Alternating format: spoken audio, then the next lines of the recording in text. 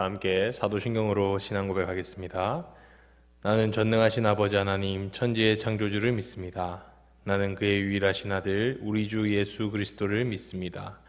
그는 성령으로 잉태되어 동정녀 마리아에게서 나시고 본디오 빌라도에게 고난을 받아 십자가에 못 박혀 죽으시고 장사된 지 사흘 만에 죽은 자 가운데서 다시 살아나셨으며 하늘에 오르시어 전능하신 아버지 하나님 우편에 앉아 계시다가 거기로부터 살아있는 자와 죽은 자를 심판하러 오십니다.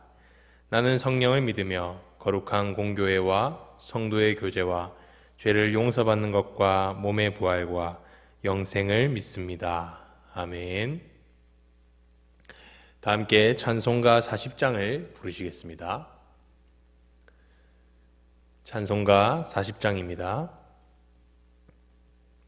찬송으로 보답할 수 없는 큰 사랑 주님께 영광 할렐루야. 형제자매 모두 함께 모여 찬송해 주님께 영광 할렐루야. 하나님의 자녀여 크게 찬송 부르며 밝고 거룩한 길로 기쁨으로 나아가 주의 보좌 앞으로 속히 들어가겠네. 주님께 영광 할렐루야.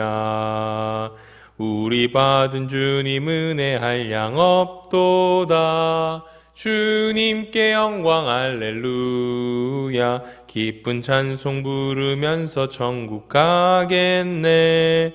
주님께 영광 할렐루야. 하나님의 자녀여 크게 찬송 부르며 밝고 거룩한 길로 기쁨으로 나아가 주의 보좌 앞으로 속히 들어가겠네. 주님께 영광 할렐루야. 잠시 후에 우리 모두 주를 보겠네. 주님께 영광 할렐루야. 영광스런 보좌 위에 거룩하신 주 주님께 영광 할렐루야. 하나님의 자녀여 크게 찬송 부르며 밝고 거룩한 길로 기쁨으로 나아가 주의 보좌 앞으로 속히 들어가겠네. 주님께 영광 할렐루야. 만국 백성 천국에서 소리 높여서 주님께 영광 할렐루야. 영원토록 주의 공로 찬양하겠네. 주님께 영광 할렐루야. 하나님의 자녀여 크게 찬송 부르며 밝고 거룩한 길로 기쁨으로 나아가 주의 보좌 앞으로 속히 들어가겠네. 주님께 영광 할렐루야. 하나님 아버지 고맙습니다. 만입이 우리 가운데 있어도 다 찬양할 수 없는 주님의 놀라우신 사랑과 은혜를 우리가 감격하며 이 시간도 찬양합니다. 주님께서 홀로 영광받아 주시옵소서. 아버지 하나님, 우리는 이전에 외인이었고 나그네였고 주님을 알지도 못하는 자였지만 주님께서 우리를 사랑하시고 먼저 택하셔서 주님의 자녀 삼아주신 은혜에 감사를 드립니다. 아버지, 이 은혜를 우리가 마음 깊이 새기며 너무나 초보적이고 기본적이지만 이 사랑을 잊지 않고 살아갈 수 있는 우리 모두가 되게 하여 주시옵소서. 그리하여서 주님께서 우리를 용납하여 주신 것 같이 우리도 다른 사람을 용납하며 교회 안의 지체들을 용납하며 살아갈 수 있는 우리 모두가 되게 하여 주시옵소서.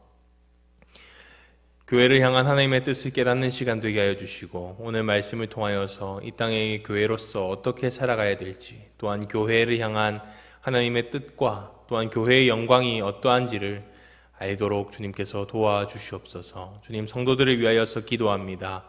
코로나19로 인하여서 어려움 가운데 있고 힘든 가운데 있는 모든 성도들을 주님께서 위로하여 주시고 특별히 소상공인 분들을 주님께서 기억하여 주셔서 이 어려운 시기가 빨리 해결되어서 이전처럼 경제가 회복되고 가게가 회복될 수 있도록 주님 은혜 베풀어 주시옵소서. 모든 어려운 가운데 있는 이 국민들을 주님께서 위로하여 주시고, 또한 전 세계에 있는 모든 사람들을 정말 주님의 은혜로서 붙들어 주셔서 정말 믿음 잃지 않고, 또한 그들이 흔들리지 않고 굳건히 이 사태를 합력하여 이겨낼 수 있도록 주여 도와주시옵소서. 감사합니다. 이 시간도 주님의 말씀을 기대하는 마음을 우리 가운데 주시길 소망하고, 이 모든 말씀 예수님의 이름으로 기도드렸습니다. 아멘.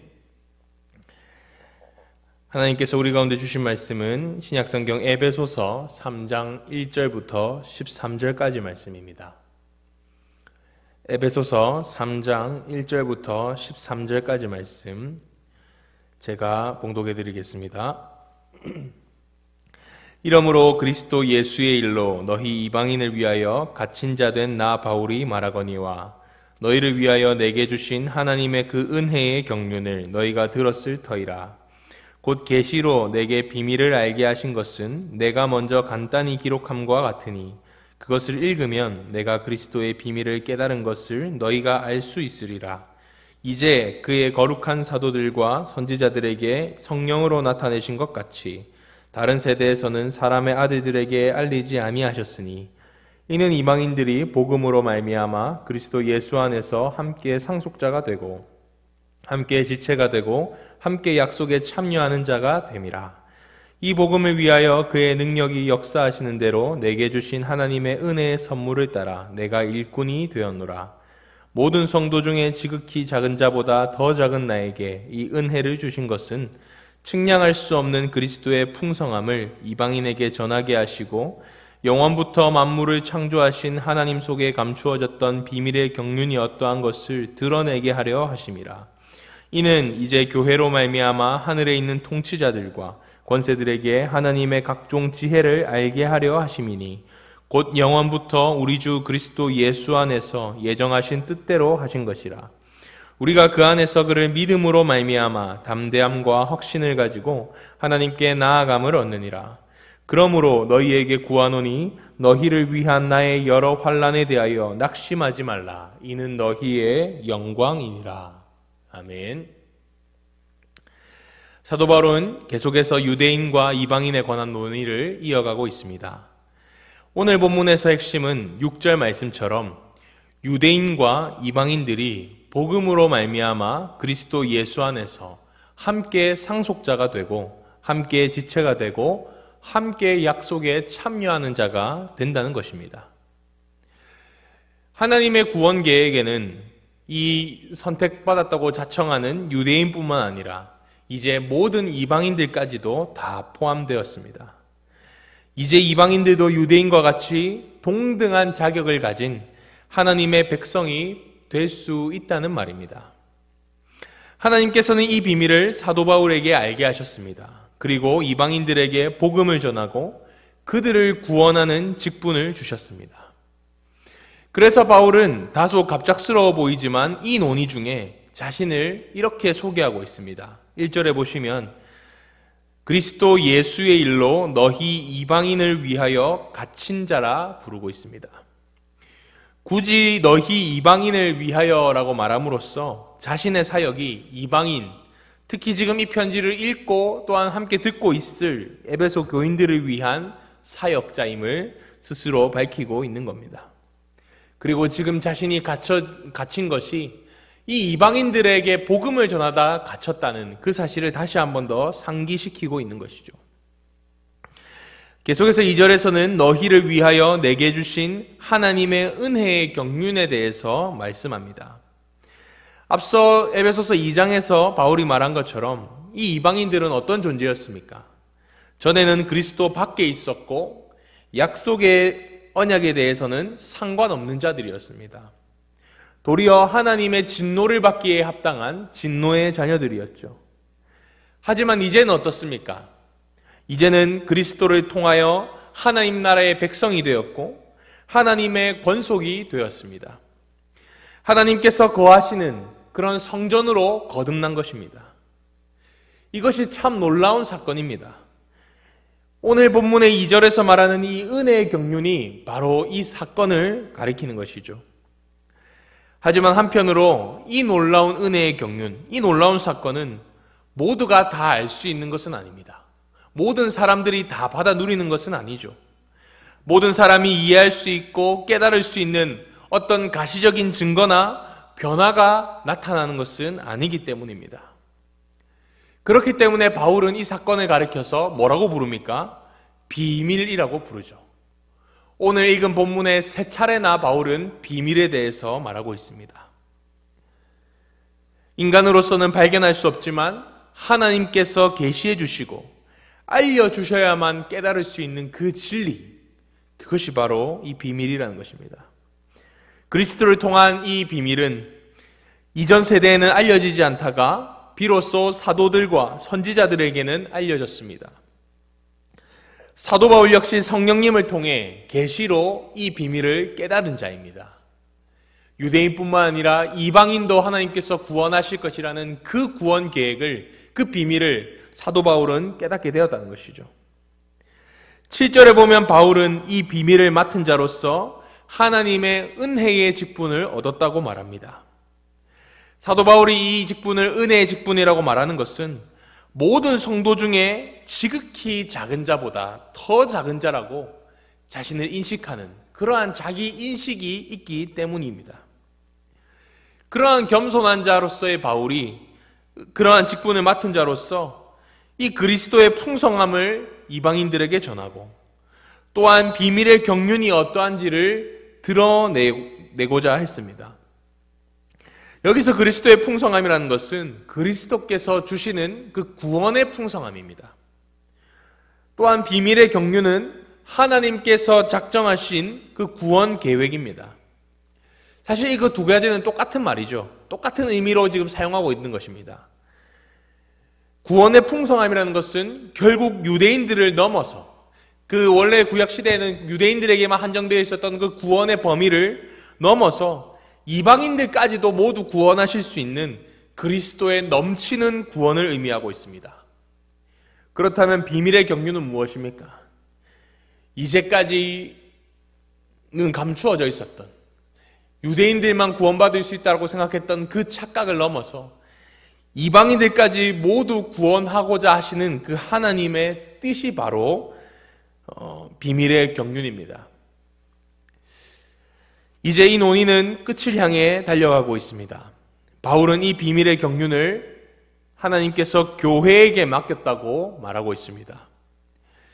이단들의 주장처럼 어떤 특별한 한 명의 개인에게만 이 비밀을 주신 것이 아닙니다. 물론 이단에서 말하는 그 계시, 비밀, 그런 것들과 오늘 본문에 나타난 그 비밀은 그 성격과 내용도 전혀 다른 것이죠. 아무쪼록 하나님은 하나님의 구원 계획을 한 개인이 아니라 교회를 통해서 알 수 있도록 하셨습니다. 또한 바울은 교회를 통해 하늘에 있는 통치자들과 권세들에게 하나님의 지혜를 알게 하신다고 말합니다. 10절이죠. 제가 읽어드리겠습니다. 이는 이제 교회로 말미암아 하늘에 있는 통치자들과 권세들에게 하나님의 각종 지혜를 알게 하려 하심이니. 여기서 하늘에 있는 통치자와 권세자들은 하나님을 대적하는 악한 영들을 의미합니다.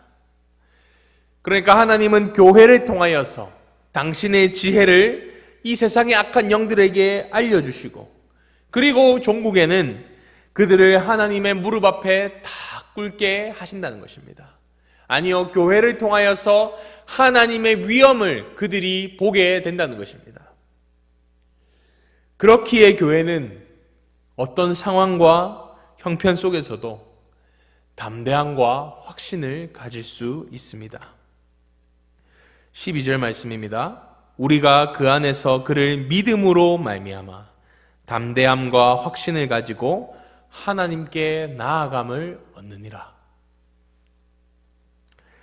바울이 이방인들에게 복음을 전하기 위해서 이 투옥 중에 있으면서도 에베소 교회를 향해 너희는 낙심하지 말라라고 말하는 것도 이러한 이유 때문이죠. 왜 그렇습니까? 바울이 말한 것처럼 오히려 그것은 교회의 영광이기 때문에 그렇습니다. 사랑하는 성도 여러분, 오늘 말씀을 통해서 우리는 교회가 얼마나 영광스러운 존재인지를 다시금 깨닫습니다. 교회가 어떠한 존재인지를 알기 위해서는 결국 우리가 어떠한 존재인지를 알면 됩니다. 우리는 감추어졌던 그 복음의 비밀을 듣고 믿음으로 하나님의 백성이 된 자들입니다. 하나님은 우리를 과거 유대인들과 다를 바 없는 하나님의 백성으로 우리를 여겨주십니다. 그리고 그런 우리가 모여서 교회가 되었습니다. 지금도 하나님은 이 교회를 통하여서 비밀의 경륜을 이루어 가시고 이 세상과 악한 영들에게 하나님의 지혜를 알게 하는 도구로 삼으셨습니다. 이 땅의 교회가 겉으로는 비루해 보이고 형편없는 모습이라 할지라도 교회에게 주어진 그리스도의 영광을 우리는 바라보아야 할 것입니다. 교회가 이러한 곳이라는 사실을 우리가 알지 못한다면 결국 교회는 세상과 다를 바 없는 그런 세상의 조직 기관으로 전락할 수밖에 없는 것이죠. 교회에 그리스도의 영광이 있기 때문에 여전히 우리 교회 가운데 소망이 있는 줄을 믿습니다. 하지만 여러분, 우리가 그 영광을 바라보고 깨닫고 아는 데 그쳐서는 안 됩니다. 이 땅의 교회가 과연 비밀을 맡은 자로서의 사명을 잘 감당하고 있는지 한번 돌아봅시다. 곰곰이 생각해 봅시다. 행여 하늘의 권세자와 세상의 통치자와 전혀 다를 바 없는 모습을 우리가 하고 있으면서 교회에 소망이 있다, 교회에만 구원이 있다라고 외치고 있지는 않습니까? 악한 영들과 세상의 하나님의 지혜를 알게 하는 도구인 그 교회가 오히려 세상보다 못한 모습으로 그런 방식으로 살아가고 있는 것은 아니냐 하는 말입니다. 간절히 바라기는 하나님께서 우리에게 교회의 영광을 깨닫게 해주시기를 간절히 소망합니다. 교회 가운데 가득 찬 그 그리스도의 영광을 비출 수 있는, 이 세상 가운데 그 그리스도의 찬란한 영광을 비출 수 있는 교회가 될 수 있도록 하나님께서 우리 교회들을 회복시켜 주시기를 위하여 기도합시다. 그리할 때 세상이 교회를 통하여서 주님을 바라보게 될 것입니다. 기도하겠습니다. 하늘에 계신 우리 아버지여, 이름이 거룩히 여김을 받으시오며 나라가 임하시오며 뜻이 하늘에서 이루어진 것 같이 땅에서도 이루어지이다. 오늘 우리에게 일용할 양식을 주시옵고 우리가 우리에게 죄 지은 자를 사하여 준 것 같이 우리 죄를 사하여 주시옵고 우리를 시험에 들게 하지 마시옵고 다만 악에서 구하시옵소서. 나라와 권세와 영광이 아버지께 영원히 있사옵나이다. 아멘.